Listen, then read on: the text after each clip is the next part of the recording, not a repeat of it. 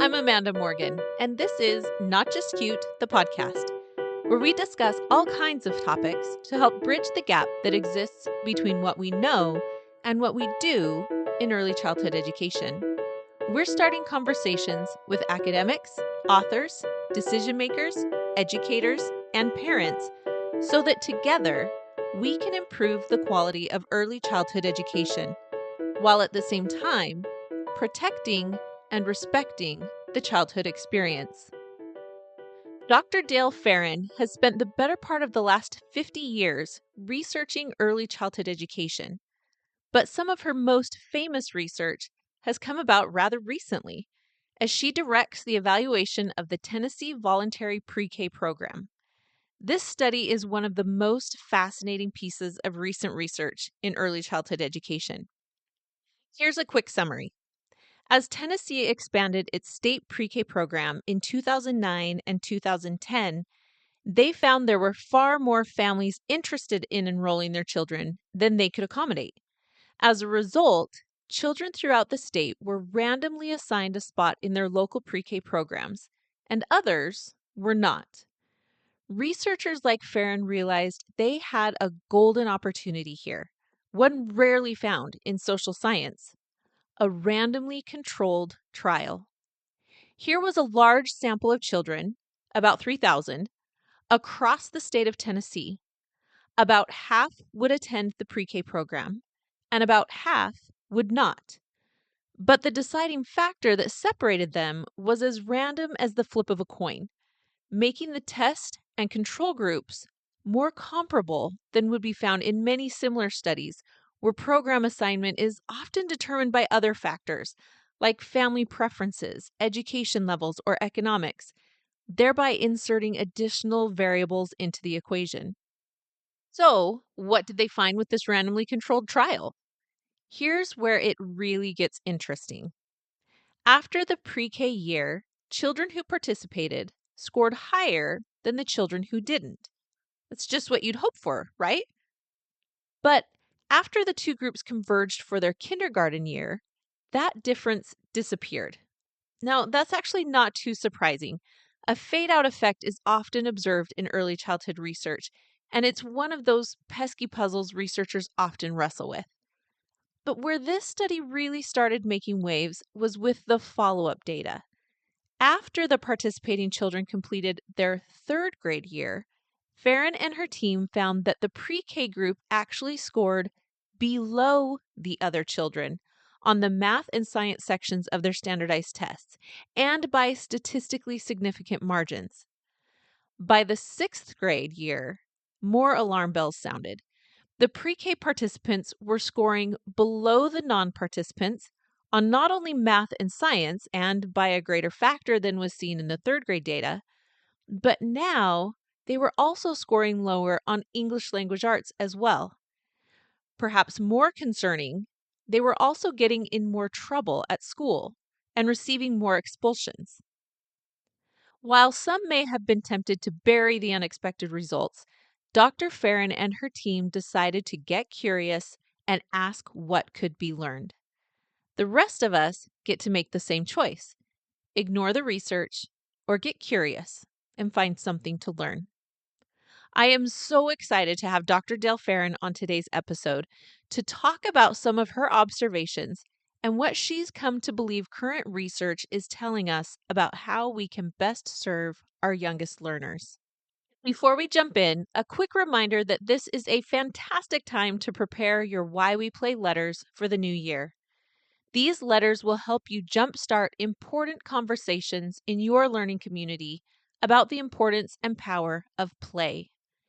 People don't value what they don't understand. If you want to help parents and colleagues better understand the value of play, the Why We Play letters were created just for you. Learn more and grab a free sample letter at notjustcute.com/whyweplay. I absolutely loved talking with Dr. Farran. She's one of my favorite researchers to nerd out on. You may remember episode 50, where I talked about an NPR feature of her work. If you haven't listened to that one yet, I'd highly recommend you listen to it after this one. It's episode 50, Rethinking the Entire Approach to Preschool. Whether you've been following Dale's work like I have, or this is your first introduction, I know you're going to love what she has to share. You can find this episode's show notes, which will be full of links, tidbits, and resources at notjustcute.com/podcast/episode 61. If you've been wondering if there's a mismatch between what our youngest learners really need and what we sometimes think they need, you are in the right place. Let's jump in. Well, Dale Farran, welcome to the podcast. I am thrilled to be talking with you today. And I am so happy to be here. Thank you. As I mentioned when I reached out to you, I'm kind of nerd fangirling over here because I've been following your research for years and have found so many things that you've written and said so fascinating. So I am just really thrilled that you would come and share firsthand, straight from you here on the podcast. You are way too kind. Thank you. Well, because a lot of the people who listen here are early childhood professionals, I always love to start by having people share just briefly their path in their own profession, because there's so many different directions and so many different facets to supporting early childhood education. So could you tell a little bit about your pathway? So actually, and then I have to be careful not to get too long. My first job dealt with a special program for underachieving 7th and 8th grade boys. And I think that's what convinced me that I needed to go younger. Mm-hmm. so my dissertation back in Philadelphia, back in the mid 70s, involved children between the ages of 4 and 6 in what were then called open classrooms. And I have never ceased being fascinated. The developmental period between about 2.5 and 8 is it's endlessly interesting. And I've had the very good fortune to be able to work in that sphere all my life. And I have to tell you, I have never been bored. It's wonderful. And so has your whole career been focused on the research arm of early childhood? Well, it really has. For when I first went to Vanderbilt for the first 5 years, I actually directed the on-campus school as well as having a faculty appointment. And so periodically I like being back in classrooms and not necessarily directing them. That's a lot of work. It's a lot. That's a lot of work. But I cannot just look at numbers. I work with wonderful, wonderful people who are incredible with numbers, incredible with analyses, and I'm just so grateful to them. But I need to be grounded. So I've collected a lot of observational data in several hundred classrooms. And it means that when I think about what the numbers, I think about children, not just what the numbers are. I love that. That must be part of why I'm so drawn to your work. You can feel that. So as I mentioned in the introduction, your work with the Tennessee PreK study is just a constant talking point in early childhood education over the last several years. So I'm curious, when you first started that study, what did you expect to find starting out? So what a great question. It's so interesting that even after years of being in classrooms, you can still be incredibly naive about expectations and not truly having thought through things. But when we began, Tennessee was new to instituting PreK. So our study began in 2009, 2010, but Tennessee only had PreK from 2005. So it was relatively new. And I'll back up a minute. When I had been in Hawaii and then I came back to North Carolina at UNC Greensboro, just when Title I was amended to allow money to be spent from Title I funds for school districts to open PreK programs. And at that time, I worked with a number of teachers who were like feeling really isolated and like they didn't know what they were doing and whatever. And they did run wonderful classrooms. I mean, wonderful classrooms. Uh, there were some hints that things might be moving in the wrong direction, but basically those classrooms were warm. There was a lot of inventive early childhood sort of things going on, and teachers were constantly changing things in the centers and getting exciting opportunities. So that's sort of what I expected the Tennessee pre-K program to look like. And we partnered at that time with the Tennessee Department of Education. So we had really strong partners at DOE who themselves, since the program was new, wanted to know how it was working. But we all expected that it would work.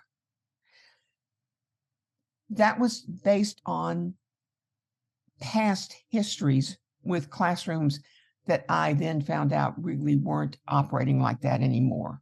But initially, we all expected it to work.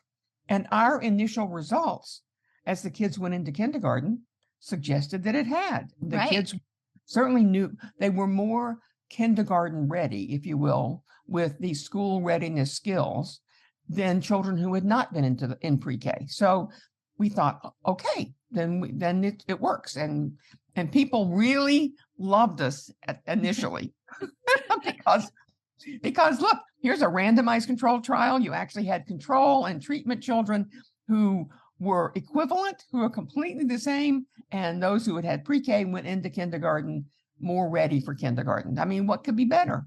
Right. So that short-term outcome was exactly what everybody was hoping for. We show that this program is effective in getting children ready for kindergarten. Yep. And even the kindergarten teachers in there. So we didn't have any sort of, we couldn't, if you think about it, since the control children, a lot of them stayed home, we couldn't have any sort of teacher ratings of how they did in classrooms or social skills. Mm-hmm. So we got those kinds of ratings from the kindergarten teachers in the fall when the kids were, and the children who'd been to pre-K were rated differently by their kindergarten teachers from the children who had not. So we thought, okay, we've got it on both soft skills and hard skills. Mm-hmm. We're good, And so then as you began to follow up, that's when the surprising data begins to emerge. And so what was your response? And I guess the response of others, you said people loved you at first. So that implies there's something else. As that data that was more surprising and unexpected, as that started to come out, what were the responses? Oh, oddly enough, I lost some good friends. Really? Yes. I heard from others that people call me a pariah, that people said things like, when did Dale stop loving children? Oh, no. I know. And I thought, well, this is called science. I mean, shouldn't we be grappling with the fact of these issues and not trying to make them go away, or just hide them and say they're, we don't believe them. So it was tough, but it was good that there were many people who also were really interested in what we were doing. But there were and with our third grade results came out, which is when we first saw the negative results begin to emerge. There were times when we got tricked into talking about things that then later wound up in the New York Times or whatever. But then there was another columnist. I don't know if you remember this, who quoted me when I was saying the difference between what we're doing now in pre-K with what we did in the Abecedarian program, where I worked for 10 years with Abecedarian. I know that program well. The difference between then and now is the difference between grass and Easter grass. Right.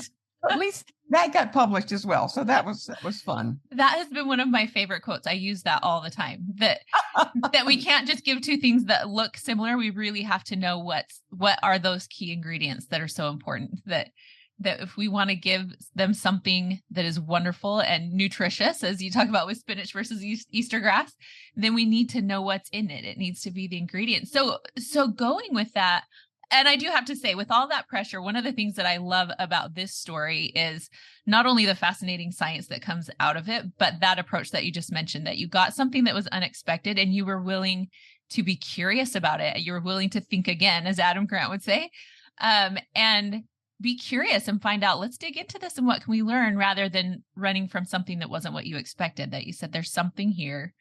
So as you looked at those programs, well, I've read several things, but I want to hear from you. What could account for that difference? If we look at this program, we think, hey, it's prepared children for kindergarten, but then we start to see these negative outcomes. And so you're willing to go back and look at that and say, what do we need to know? What do we need to learn from this? And what are some of the takeaways that you have had? Well, there are so many different answers to to your question. So you can interrupt me, and then, so that I don't just talk forever and ever. But I want to say one thing. It's not just to our credit. It's also, the credit goes to my colleagues. One of the DOE people, who was just lovely, when we started the process, said to my statistician methodologist colleague, Mark Lipsey, Mark, do you believe in PreK? Which, he's such a nerd, it completely startled him. And he said, I believe in numbers.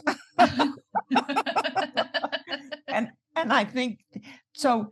For instance, I am fully aware of the only randomized control trial that's been done in North Carolina that began to get the negative effects in kindergarten that we saw, and then the state stopped funding it.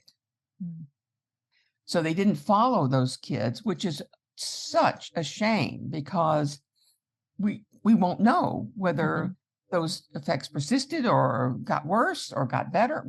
And so this unwillingness to examine what you've got and to keep following it to see how it turns out, it's so opposite to what you hope policies are based on. But anyway, back to your question. So I wanted to say there are other studies out there, but they're stopped before they really get started. Well, so all right. So what was your question again? So, well, I'm just curious what you would sum up as what is that difference, the takeaway that we need to learn? Yeah. So let's start with that's why there's so many answers to this question. Right.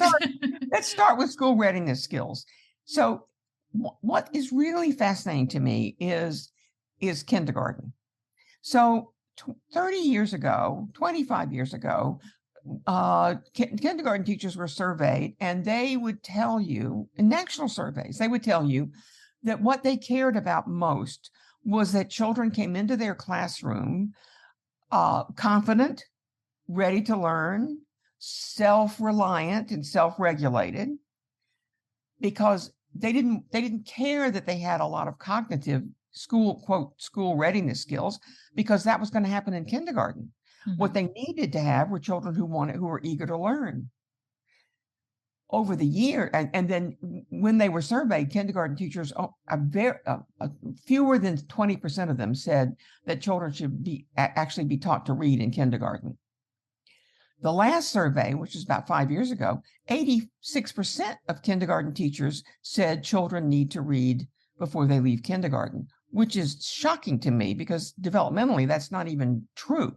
So that pressure has been put on the kindergarten teachers, and it shows. So those school readiness skills that we measure with our tests, which are quick and therefore very discrete, concrete skills that get measured, are really perhaps what kindergarten teachers used to sort of rely on. But now they are being taught in the absence of teaching those things that kindergarten teachers thought really mattered. And I don't think in the current way that I've seen classrooms being taught, particularly for children from impoverished families, I don't think that the ways the instruction is happening, I don't think that prepares children to be self-regulated, motivated, confident learners, sadly.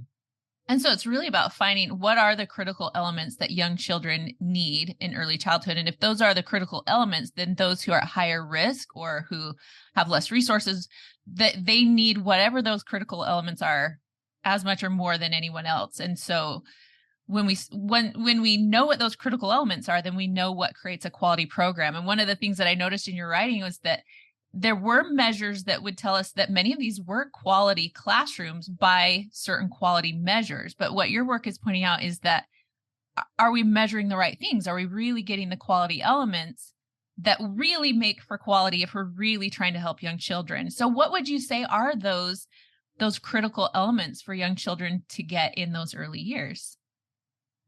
So I've tried to argue this, and people don't like it. I don't think we have enough data yet that tells us how to make a quality classroom, particularly if it's within an elementary school. The pressure in those elementary schools for those teachers to behave like kindergarten, first, fourth grade teachers, and to have their children behave like much older children is almost impossible to resist. It's really difficult. And so it's interesting. I had a conversation with a reporter in New York City, for their universal PreK program in New York. And we were talking about, she said, well, my child goes to one of the PreK programs. I said, oh. She said, it's really lovely. She said, they're in a classroom where they have a door to the outside, and they do art outside, and they have their own playground. And I thought, you have no idea how rare that is. It's because your child goes to a school that serves higher income families. Yes, it is astounding. I'm sorry, but the implicit bias that takes place in classrooms about what children need and what parents will tolerate their children experiencing. Higher income families are used to controlling the experiences their children have and won't tolerate the negativity and the sitting on your, bum to, an hour at a time.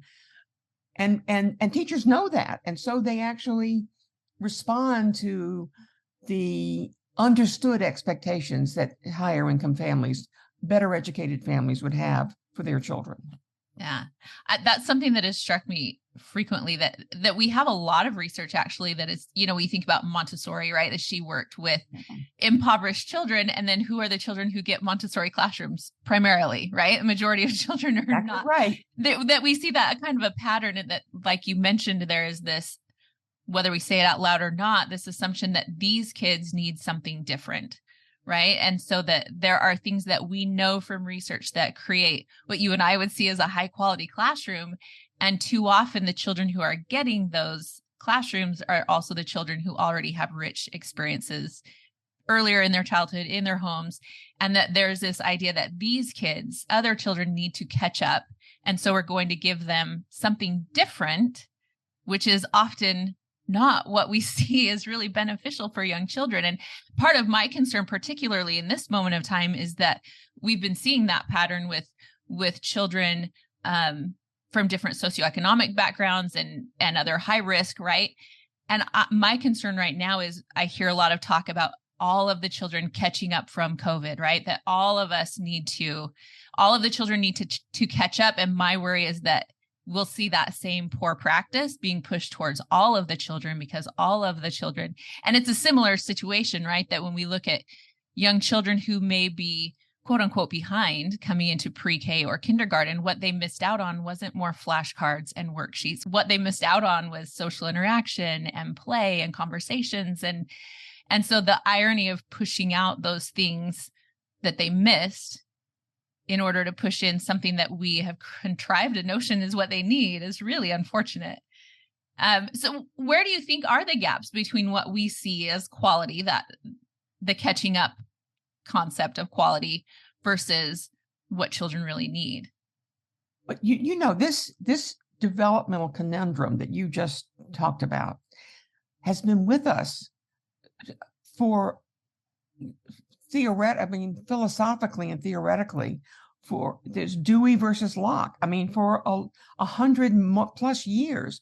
So the idea that children need to be actively constructing their knowledge versus passively receiving it from somebody else continues to dominate our field. And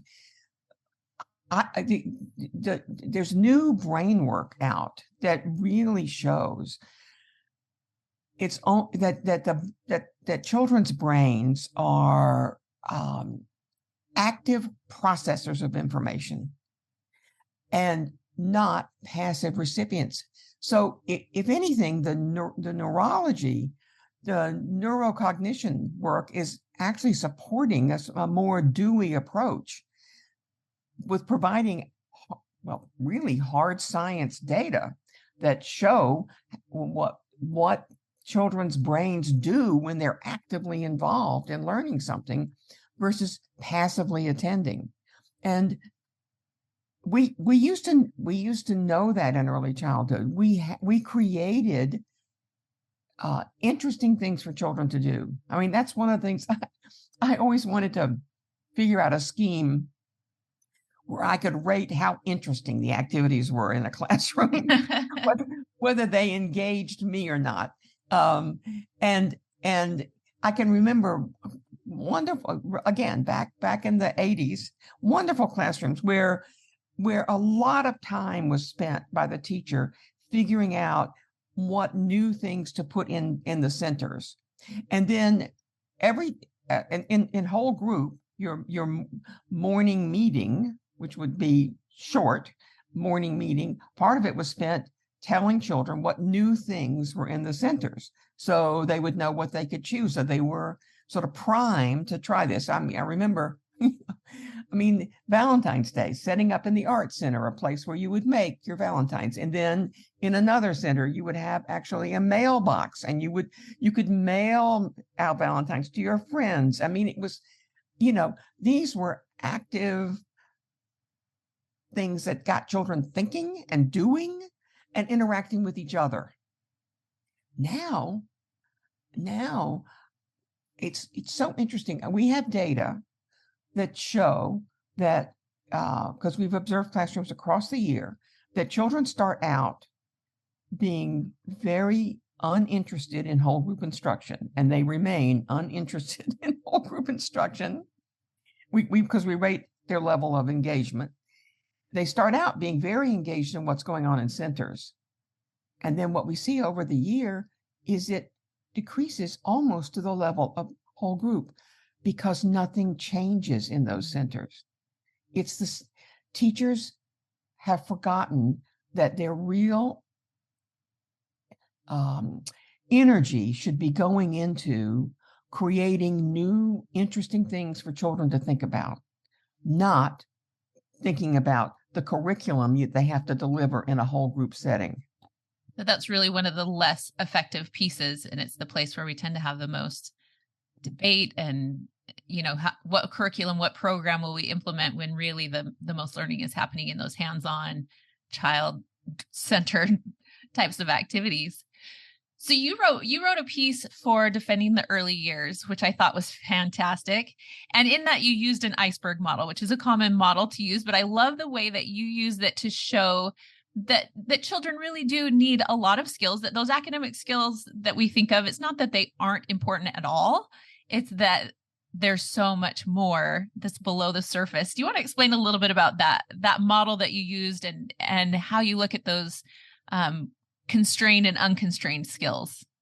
Well, this is a sort of one of those ahas you wake up in the middle of the night with, because suddenly I realized that we tested those school readiness skills because those were the easiest things to assess, right? But also because we expected that they were the tip of the iceberg, reflecting these deeper skills and they used to be, so that what those kids who were curious and active probably had learned more math, had learned more letters and stuff like that. And so what was showing up on the surface were these skills, but actually they were reflective of a learner, a child who was a real active learner, and that's what you wanted. So that's all you could measure, but you thought that it was actually reflective of some deeper skills.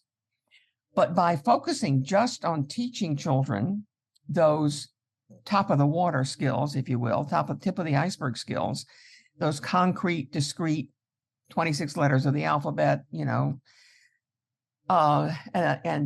not even really understanding shapes, just being able to name them. Those skills can be taught and detach that tip of the iceberg away from those deeper skills. So suddenly you have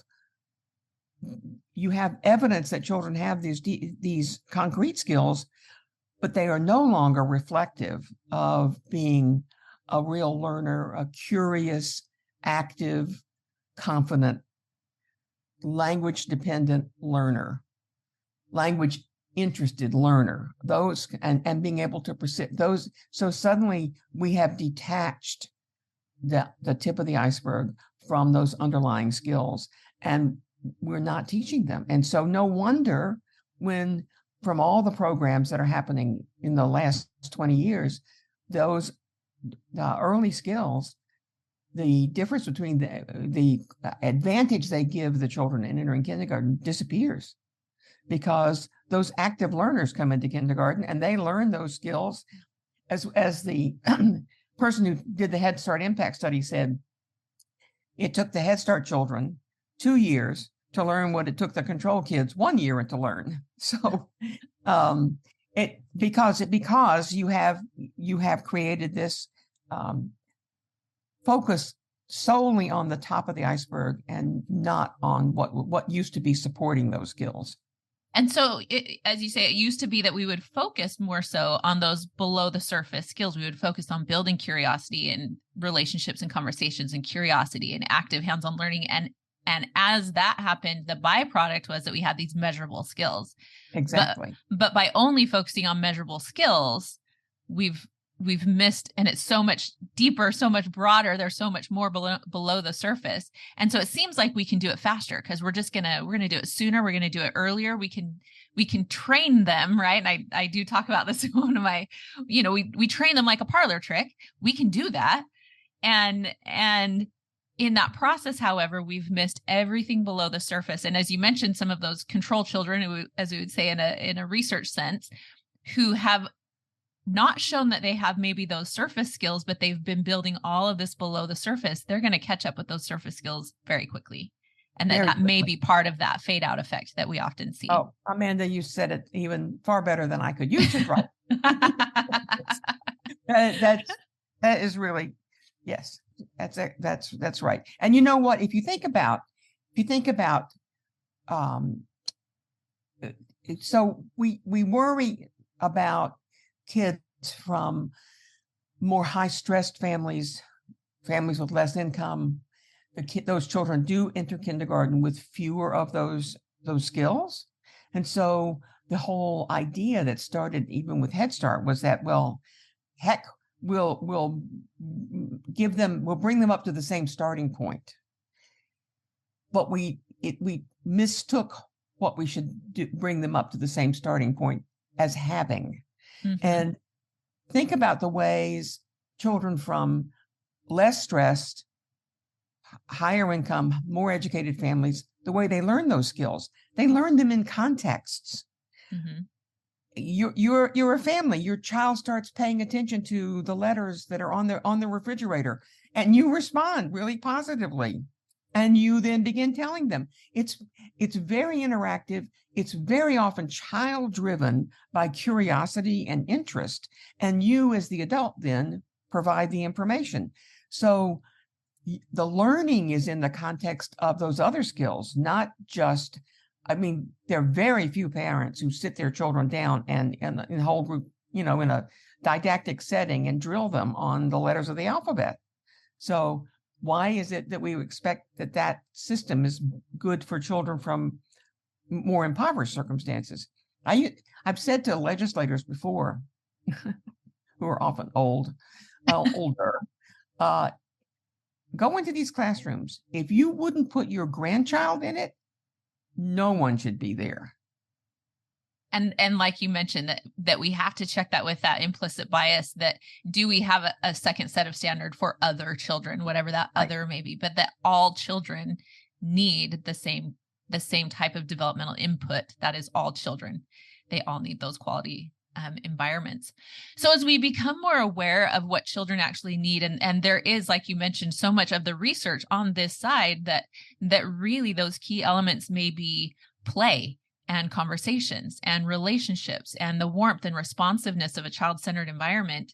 As we begin to recognize that those sorts of things and those unconstrained skills, like you mentioned, those soft skills, we may call them, as we recognize that those really are important or even critical to those early childhood years, I've talked with some people from different programs, administrators, who have said, okay, I'm catching the vision. I see all this data that tells me what they really need is play, conversations, relationships, curiosity, hands-on learning, and that maybe it's not those high skills coming into kindergarten on, the readiness that we used to call it, those academic skills, that maybe those aren't as valuable. And they said, okay, I start to get that vision, but now what do I say to my administrators and other stakeholders when, from their perspective, the whole point of my pre-K program is kindergarten readiness and academic outputs? So how do we help people to argue that the academic scores at kindergarten entry may not be very important, but that preschool and pre-kindergarten programs are important? How do we help them make that case? Well, it is really hard, because it is so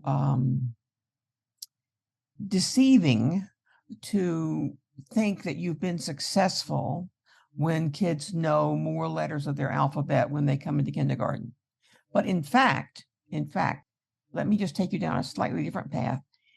There's some work that Michael Little has been doing from NC State, where he's done a lot of interviews with principals and teachers and whatever in these pre-K programs that are in the public schools, which 94% of the ones in Tennessee were in our study. And the principals are very happy to have a pre-K program in their school, because the children have learned to do school. Mm-hmm. They don't have to worry about, the children have learned how to handle trays in the lunchroom. They've learned how to walk down the hall with a bubble in their mouth and not touching their neighbor and not touching the wall and stopping at the junction, when they're told to stop. They're very happy that children's behavior has been trained to be school-like.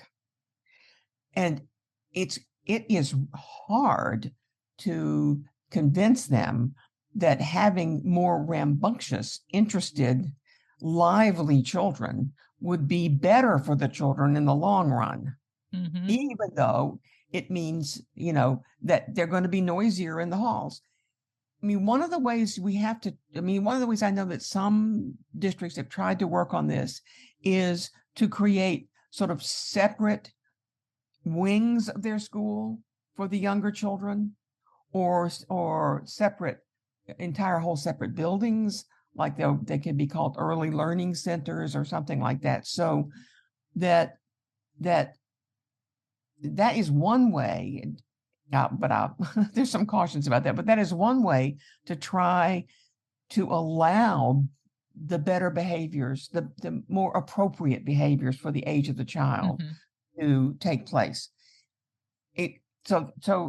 Nashville, I did a lot of work with the Nashville school system, and they set up these early learning centers, and they wanted us to come in and help, and we did. We conducted a very in-depth research and work with them for 4 years on trying to improve create classrooms that would be reflective of the kind of values we have for young children. But it took these teachers who were all licensed teachers, it took them a couple of months before they realized that there was no reason to make children be silent in the halls. there were no fourth graders to disturb. They only had 4-year-olds in the classroom, in the building, but they were still making people line up and be quiet and walk, not touching anything. And then suddenly they were sort of liberated. Oh, right. Wait, we don't have to do that, So I think somehow we've got to create a conspiracy of protection around these classrooms. I know there's I forget her name now, a wonderful woman in New York City who says we needed to create a firewall between kindergarten and preschools and the rest of the K-12 system, because what we're expecting of kindergartens is really not appropriate anymore. I mean, there are a lot of parents who now parents of means who can do it, who redshirt their children because, especially their boys, because they think, not for athletic advantage, although there is some, but because they think the children will be more able to tolerate the expectations that are so inappropriate, that are now rampant in kindergarten. And so there's this push down effect that we see, like you said, especially, and it's interesting to think of it that way, especially when it is physically located in the same building, that we begin to lump them into they're just a younger set of elementary school students. We just add them into the student body and the same expectations, and it should look the same and sound the same.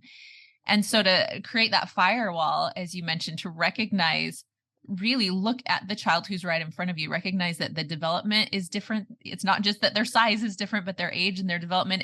And I think you hit on something important there, which is that parents of means are often the ones who recognize the dissonance there and put their children somewhere else.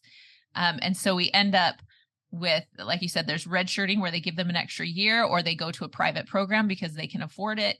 And so it's about, I keep using the term quality, and I'm not sure that's always the most effective word, but to me, it's the quality when we are responsive, when we are developmentally appropriate, when we're giving them what they actually need to grow and develop properly. And so it's when we have those means that we can choose the quality that we want for all children, and that we need to just step back and figure out, how do we get all children this quality program, give them what they need.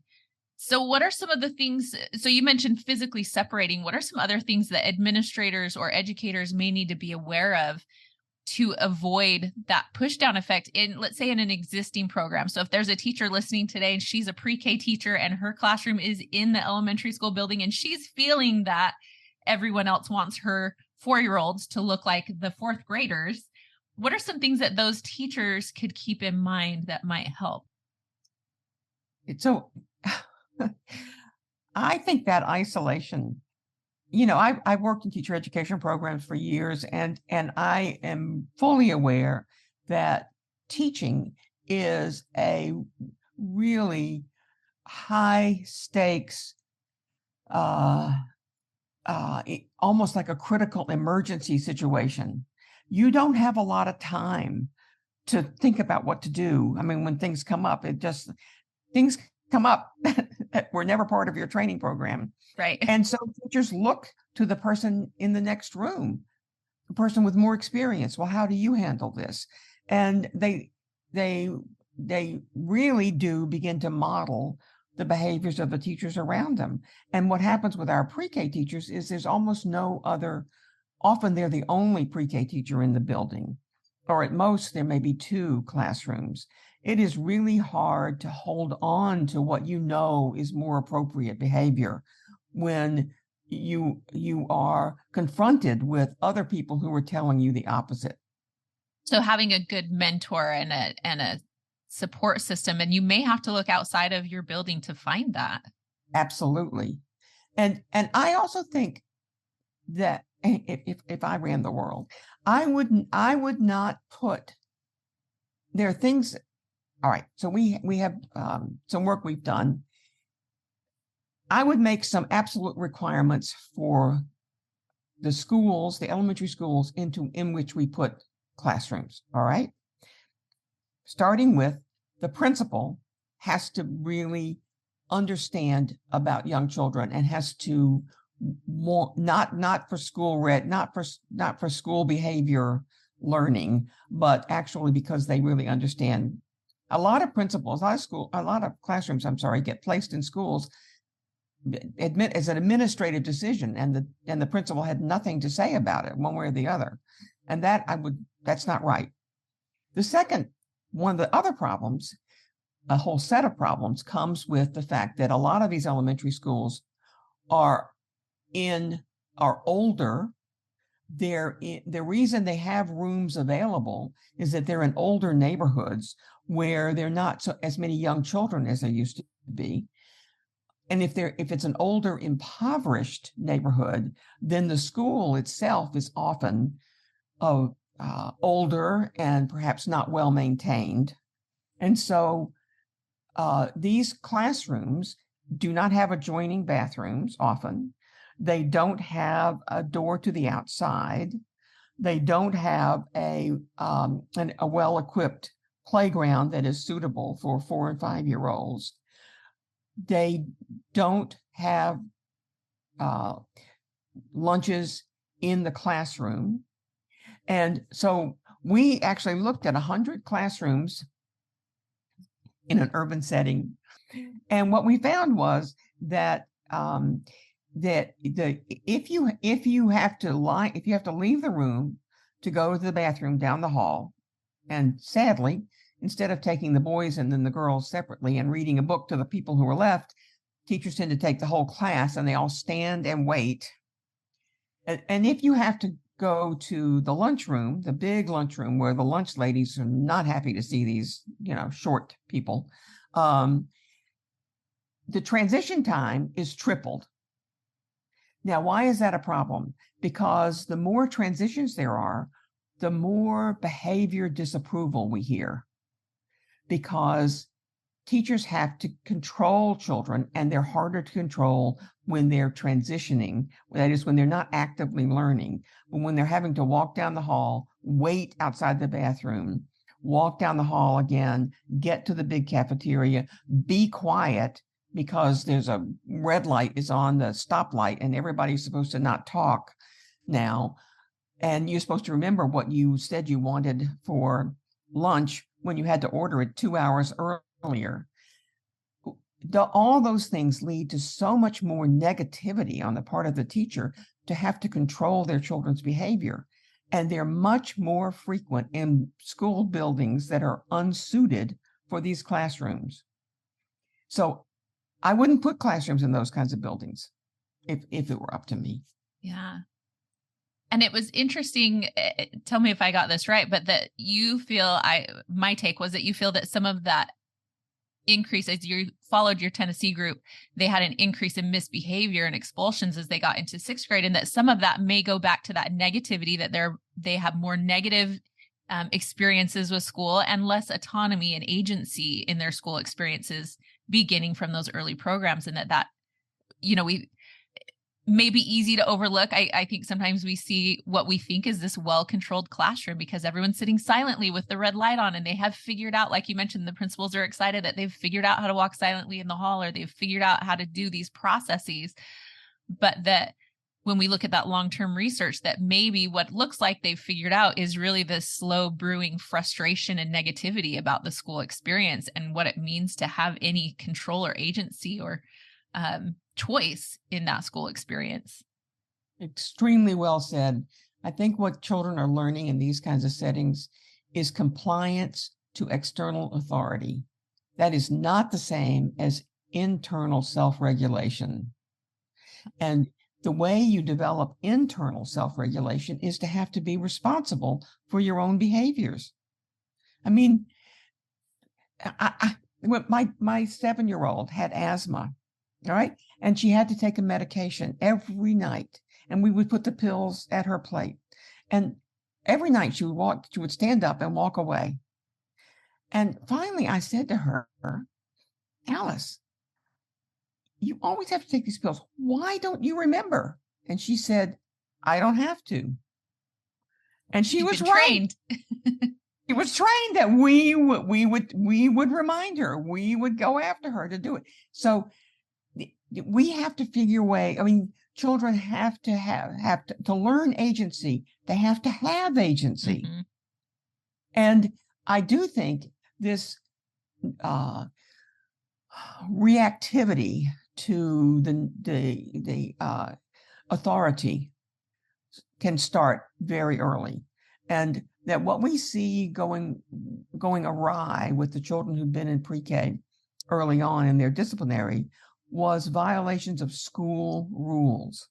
And school rules are interesting because they are not things that would ever get you arrested on the street, but they are things that have to do with behaving appropriately in schools. So tucking your shirt in, not wearing your hat backwards. I mean, I know a child who was suspended once because his teacher was an EDD, and the child did not call him doctor.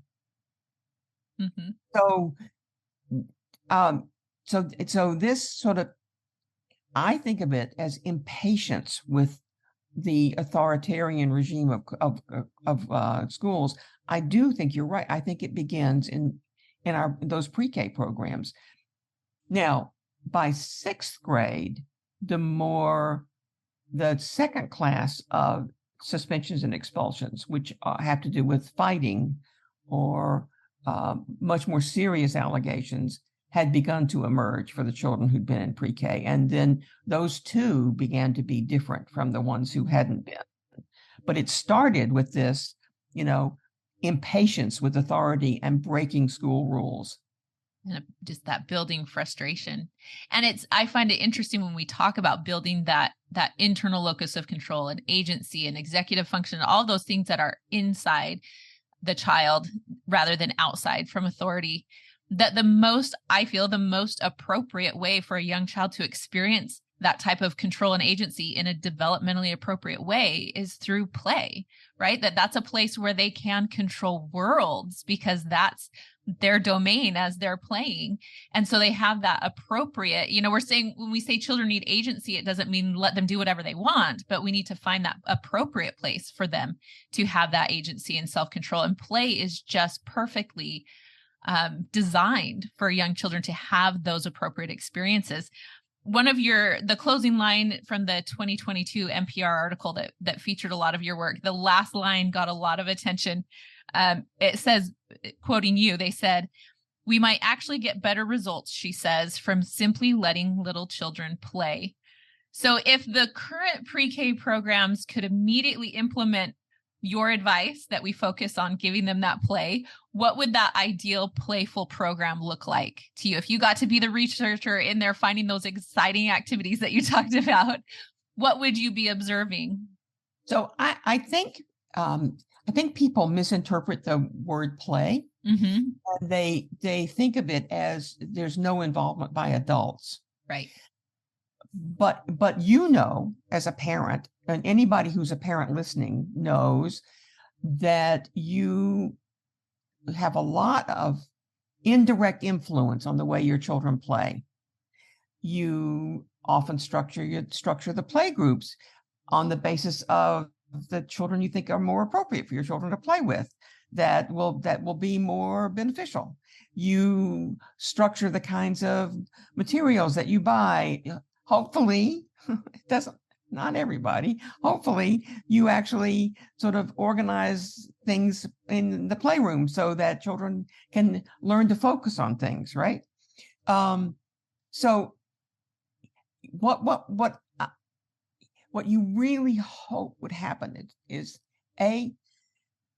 first of all, there's something called associative interactions. That's when children are interacting with each other, mm-hmm. right? And then there's cooperative interactions. So it's when children, it's not the same as sharing or being nice. It is learning how to abide by rules together. I am amazed at how many of these four-year-old classrooms never have games with rules for children to follow. And one of the ways that you learn to regulate your behavior is with peers, taking your turn, learning to be a good loser, learning to be an appropriate winner, learning how to follow the rules and carry this out. And if you're doing it with a group of friends, a group of children, you're regulating yourselves. You are learning how to be regulated by others and regulate yourself in the context of playing a game. You will be amazed how little associative interaction goes on in these classrooms. Mm-hmm. And we have data that shows that the more associative interaction children had, even it shows up even at the end of first grade, that they have more appropriate behaviors in classrooms. So there is learning to interact with peers, which helps you actually be regulated by them, but also regulate yourself because you want to maintain these friendships. Mm-hmm. It is completely different from being compliant to adults. But you have to be in the context of doing something together, not just running around the playground. So again, that play creates the vehicle for them to have those types of interactions that those interactions are what's so critical, and play just creates that perfect opportunity. Assuming that it's set up so that you actually are doing something together, you know? Right. Yeah. It reminds me a lot of the work from Kathy Hirsch-Pasek, that playful, you're describing a lot of those same qualities of, like you said, that there's this misunderstanding that if the research says we should let children play, that it's this wild, unhinged, and, we just put them in a room and let them do whatever they want, but that there's a lot of skill that goes into preparing the environment, in having these intentional interactions between teacher and child, and helping the children, scaffolding those interactions that they have with one another, those peer negotiations and all of the social, that all of those processes, that it is play, but it is very skilled. It's very intentional in the sense that we are supporting them and building and growing in these various skills, and that there are academic skills that are being learned in that process as well. But as you mentioned, to do it directly and just get to the point that they have these skills and we can check the box, versus having experiences and interactions that in that process they build skills, it's completely different for those young children. For the last 10 years, there's something called the DREAM Network. It's development and research in early mathematics education, because so little math goes on in classrooms. And what math there is primarily rote counting. Mm-hmm. So children are not coming out of pre-K or even in kindergarten and first grade with some sort of real understanding of mathematics. And what we've seen, other longitudinal studies that we have, by the time they get into middle school, they can be 2 grade levels behind in terms of their understanding. And then middle school teachers are just completely at a loss. So how do you start teaching sort of the foundations of algebra to children who really don't truly understand, fractions and ratios and numbers and how things work? So we've developed these activities that I call stealth math. We spent a year, a graduate student of mine spent a year watching the math manipulative centers in classrooms, and we saw no math going on. Kids took the counting bears and played happy families. They did, whatever. So we've created these activities that are out to, one of them, for example, is measurement, because we're trying to broaden what kinds of math skills there are. And so you can measure yourself. So you take a measure of your hand or your arm to your elbow, and then you go around the room and you find other things that are the same size as that. So it's measuring and estimation. Mm-hmm. Okay. So these are meant to go into the classroom. They are meant for children to learn to do them like games that they can do on their own with other children. We've had a dickens of a time getting teachers to let go and let children actually do them. They keep coming in and directing them and teaching them. Anyway, so we're working on it. We want to get more of these activities that would be interesting to children that they can do without needing adult guidance, other than maybe from at the very beginning, sort of learning about how it works. But then after that, can be led on their own. But it's hard. Yeah. That is one of my favorite breakout sessions that I teach as a math bag activity. And part of the reason I love it is because I do get so many teachers who will tell me, I came to this class because I don't know how to teach math. I don't know. Like you said, I'm not really doing it. And what I really am teaching, there is an activity, but what I'm really teaching is how do you have conversations? How do you get the children in this to think with their math brains to just say, what do you notice? And once you start having these conversations about patterns and about measurements and about groupings and all these different math concepts, once teachers understand that and understand how to facilitate a conversation and ask, and not just say, here's what a pattern is, but to ask the children, what do you notice? Or what could you do with this? That they start to do it on their own because they start to see those same math patterns and concepts, and it becomes a part of their play that you see them building with symmetry, or you see them pairing things up. That like you said, it's that initial guidance of interactions, and then children will play with that same idea throughout the day, throughout the conversation, because it's authentic to them. It wasn't a worksheet. They never take the worksheet and go play with it later, right? And do that concept again. But when you have real objects and you talk to them about ideas and you have interactions and it is playful and fun, then they own that and play with it in other parts of your room as well. It's a whole different way of looking. And the real wonderful thing about what you just said is, yes, it has to do with math, but it also, those were open-ended questions. Mm-hmm. They were not basic skills, right answer, closed questions, which 90% of what teachers talk in classrooms is, what color is this? What number is this? What is that? Or they tell children that's blue or that's number 3, instead of what you just said, which is, what can we do with this? What do you notice? I worked with an Australian group, and they use the term notice and wonder with their children. That. What do you wonder about? What do you notice that you then wonder about? I would highly recommend people to go to the DREAM Network, DREME. Mm-hmm. They just put DREME Network, and you'll come to it, because there are lots of things there for teaching mathematics to very young children, or for helping, let me put it another way, helping young children learn mathematics. And when you take that approach, you're building both those skills under the iceberg, right? What do you wonder? What do you notice? And then those top of the iceberg skills, the math concepts, they're building together. You're getting both at the same time. That's the whole idea. That's terrific. It's so great. Well, before we wrap up, I wanted to get some of your thoughts on a working paper that's come out. It's not completely published yet, but there's a working paper from the Annenberg Institute at Brown, and the title is "Why Are Preschool Programs Becoming Less Effective?" And it's another one of those titles that catches people off guard and makes us panic and say, wait, don't these people love children, right? Kind of a familiar response. And so I found it really fascinating. I'll make sure and link it in the show notes, but I was wondering, in this study, they reference your work as well as some others.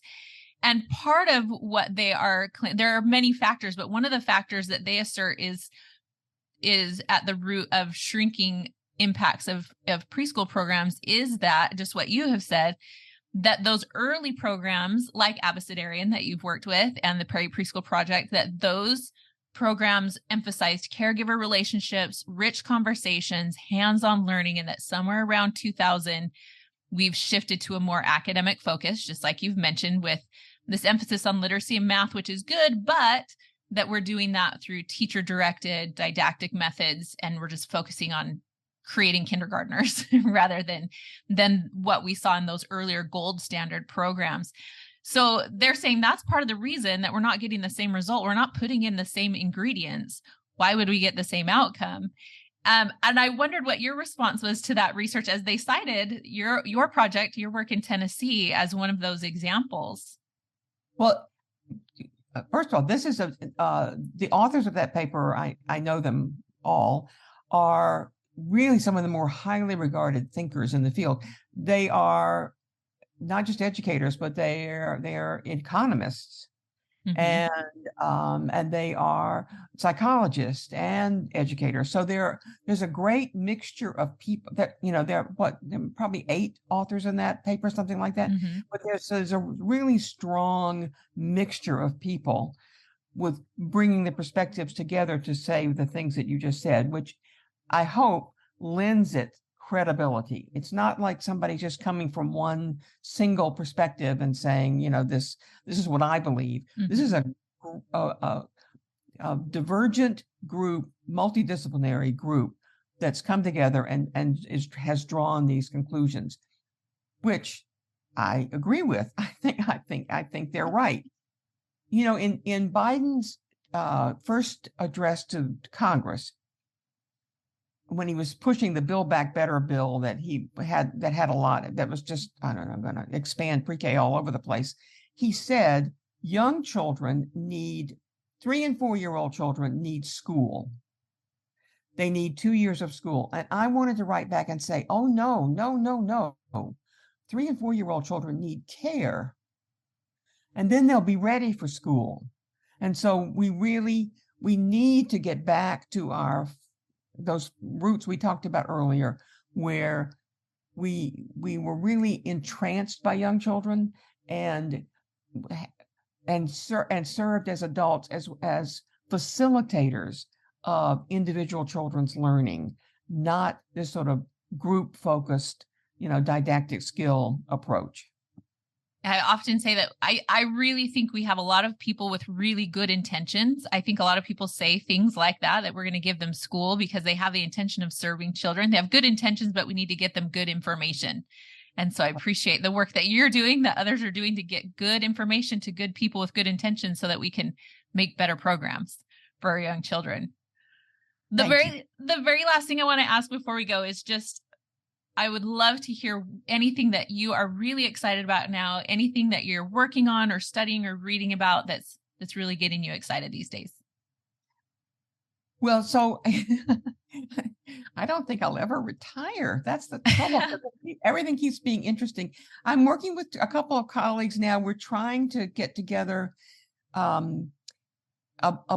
maybe even publish a book that pulls a lot of these ideas together about sort of trying to derail the train that's rattling down the track at us. So that's interesting me. I am working with Kathy Hurst-Pasek on this new approach that's been funded by Legos to try to make K-4 instruction more playful, more guided play, and more active. Mm-hmm. It's very, very ambitious. So I'm just hoping that it will work. And we're also then trying to work to get more of those sort of playful activities, at least related to math in more classrooms. So yeah, it's a lot of stuff. Yeah, keeps you busy. I'm glad to hear that you're staying busy. And I love that there's that focus that not only do we need to help our preschool pre-K programs to be more playful, but that needs, instead of having the push down effect that we've had, we need to start trending that upwards, because those early childhood goes much beyond first and second grade. So exactly. I appreciate that work. Well, thank you so much for talking with me today. This has been such a joy. Well, it went by quick as a wink. It was really fun. And it's wonderful to talk with someone who's thought so deeply about these issues as well. So thank you. Thank you. And thank you for your work. I appreciate it. All the best. Thank you. Thanks again for listening to Not Just Cute, the podcast. You can find show notes at notjustcute.com/podcast/episode 61. There you'll find links and other fascinating tidbits I know you'll love. You can also hit up the show notes for a link to the Why We Play letters. Head to notjustcute.com/podcast/episode 61, or go straight to notjustcute.com/why we play to get signed up and download your free sample letter. I'm Amanda Morgan. You can read more on my blog and sign up for the Not Just Cute newsletter at notjustcute.com.